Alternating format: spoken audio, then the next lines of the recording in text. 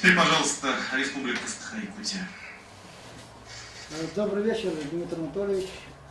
Прежде всего, привет. Добрый вечер. Прежде всего, разрешите от имени всех якутян поздравить вас с днем рождения, пожелать, как якутского МАС, крепкого здоровья, успехов на благо России. Так, сегодня обработано протоколов 94%. Мы избрали 3 главы муниципальных образований. Все выдвиженцы Единой России победили. С 2 округов Единая Россия на депутаты парламента республики выдвинули одного, и он победил. Поэтому сегодня в этом плане у нас ситуация достаточно уверенная. А что касается главы республики, то мы сегодня картины видим таким образом. Во-первых, участвовало в республике 52,8% избирателей. Это показатели намного выше, чем прошлый год, но у нас всегда наблюдалась активность, и сегодня это подтвердилось. Люди после 12 лет выразили свое волеизъявление по избранию главы республики достаточно активно.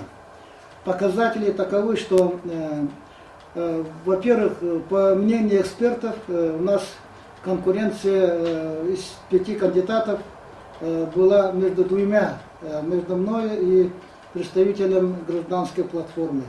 На итоге сегодня предварительно такие, что за гражданскую платформу дают 29%, ну и за меня проголосовали 58%. Мы считаем, что это тоже хороший показатель, потому что прогнозировали примерно такой же объем, и мы этого добились. Сегодня... На самом деле, Егор Фанатович, это действительно хороший результат, и давайте скажем прямо и откровенно, этот результат достигнут такой весьма серьезной конкурентной среде. И значит, это на самом деле действительно свидетельство серьезной политической конкуренции. Тем не менее, мы хотели бы вас поздравить, потому что результат очень хороший в условиях вот такого конкурентного поля, и пожелать вам успехов в исполнении обязанностей главы Республики Саха-Якутия. Ну, мы продолжим работу. Вот. Ну а всех других наших товарищей, которые тоже сегодня получили поддержку, мы тоже поздравляем. Спасибо, Вы, Дмитрий я думаю, уже вполне можете спокойно отдыхать. Спасибо, с вашей поддержкой у нас все получится.